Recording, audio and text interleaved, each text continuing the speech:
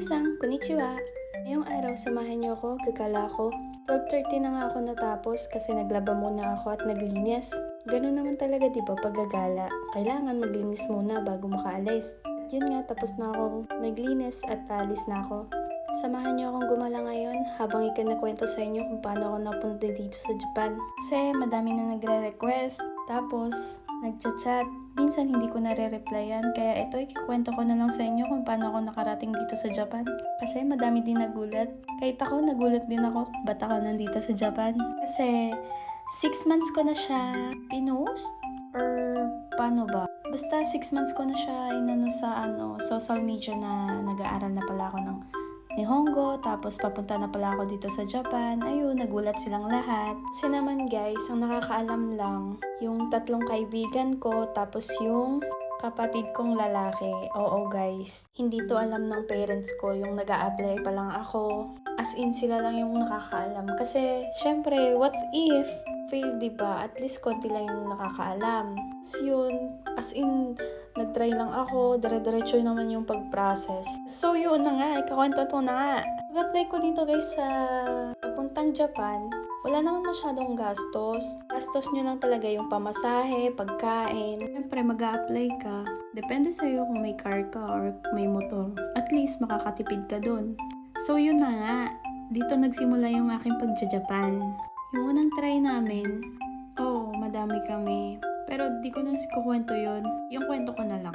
So yun guys, ano ba? Hindi ko na alam kung saan ba ako magsisimula kasi ang dami talaga guys. Sobrang dami kong pinagdaanan papunta dito sa Japan. At yun, wag niyong daanan kasi baka matraffic kayo. Charot. Ano ba? Di ko alam kung saan ko sisimulan yung kwento ko. Saan ba ako magsisimula?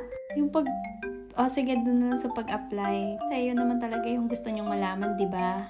Sige, doon tayo sa mas madali. Kasi ayaw nyo naman sa mas mahirap, di ba? Kahit sino naman talaga, ayaw naman sa mahirap. Kahit ako, ayoko din sa mahirap. Kasi ayoko nahihirapan yung sarili ko, guys. Charot. So, ito na nga. Ano ba? Di ba ako makakwento? Ito na talaga, magkakwento na ako.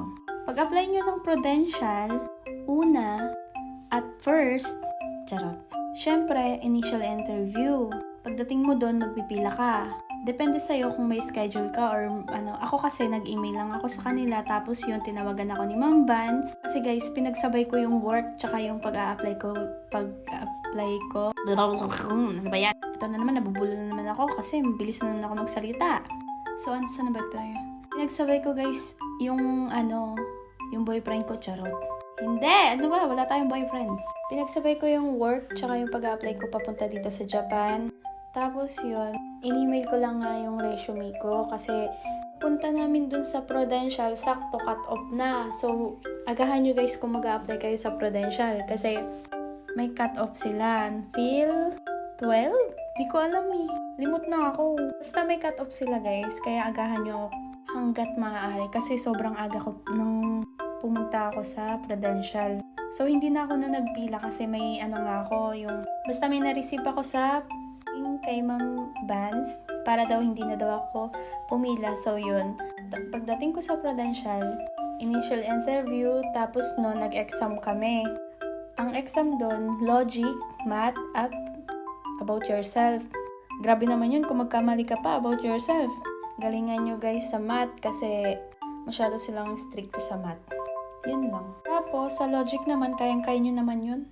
Basta madali lang naman lahat ng exam. Caring-carry naman yun. After ng exam, pag napasa mo yun, magme-medical ka na. Tapos, kailangan ma-fit to work mo agad yung medical. Tawag doon, medical 1. After mo ma-medical 1, syempre na-fit to work ka na. Ako kasi hindi ako na-fit to work agad, kaya yun, balik ako sa Emmanuel para maayos yung medical ko and yun, nagkaroon ako ng certificate, binayaran ko yun. After nun, yun na yung tinatawag na line up. So, na-line up na ako noon. Nung initial interview ko, nasa March 27 or hindi ko na kasi siya tanda, basta nasa March 27 siya ganun. Tapos, yung final interview namin with employer is April 5. Sakto. Holiday nun, kinaumagahan. So, Yun na yung ginawa kong way para magpaalam sa manager ko. Sabi ko, uwi na ako ng Bicol kasi rush hour kinaumagahan. Sorry Sir Percy kung nagsinungaling po ako. So may final interview lang talaga po ako nun. Kaya yun, hindi na po ako pumasok. Sorry po. And yun guys, kabado malala kasi syempre, first time ko nun, hindi ko alam mangyayari. Hindi ko alam kung anong setup nung final interview. As in, wala akong idea. Kumuha na lang ako ng idea sa YouTube. Tapos yun, at sa awa ng Diyos, guys, na select agad ako. Yung interview namin, via Zoom lang yon. Kaya yun, kabado malala. Tapos tingin sa camera, super smile, ganun. Syempre, formal attire tayo doon. At pagkatapos ng final interview, tapos nakahanap ka na ng employer, yun na yung next step na mag-aaral ka na ng Nihongo. Yung school ng Nihongo, guys, nasa malapit lang din siya ng agency. Hindi siya katulad ng iba na nasa first floor yung agency tapos nasa second floor yung school. Parang ganun. Dito sa amin hindi. At ito lang yung kaya kong i-share sa inyo. At pagkatapos mo mag-aral, 4 months kami nag-aral nun and 5 lang. At grabe, sobrang hirap ng Nihongo. At dahil sa Nihongo, gusto ko na sanang umuwi. Gusto ko na lang mag-back out dahil lang sa Nihongo kasi sobrang hirap niya talaga, as in mapapaiyak ka. Pero okay naman, kinaya naman kahit papano. At pagkatapos nun, may training din kami nun regarding sa trabaho dito, pero twice lang yun nangyari. Baker pala yung in-applyan ko, guys. Kaya pala nakuha ko baker kasi yung past experience ko, last 2018, nagtrabaho kasi ako sa bake shop, guys. So, nilagay ko pa din siya kahit papano sa resume ko kasi dagdag experience pa din yon. Ang una talaga naming in-applyan, guys, farmer. So, hindi ko alam ba't di ako natanggap dun. Pero okay lang naman kahit ganun. Kasi, feel ko hindi ko talaga kakayanin yung farming. Kasi, may migraine ako, guys. Konting bilad sa araw, sumasakit na talaga yung ulo ko. Kaya, siguro hindi ako natanggap sa farming. And, yun lang. Mabilis lang naman, guys. Lalo na kung desidido kayo mag-abroad, mag-Japan, kayang-kaya nyo yun. And kaya nyo yun, guys. Kayang-kaya. Di ko na alam kung nasaan na ako. Andito na pala ako sa Akihabara. Ueno. Ang dami kong napuntahan sa araw na yan, guys. Nagdagat ako, nag-Asakusa, nag-Akihabara, nag-Ueno.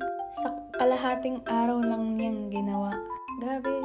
Sa trabaho, girl, napapagod ka, pero sa kakagala mo, buong maghapon. Charot. Half day lang. Tapos, hindi ka napapagod dyan? At ayan, tuwang-tuwa na nga. So guys, hanggang dito na lang. Bye!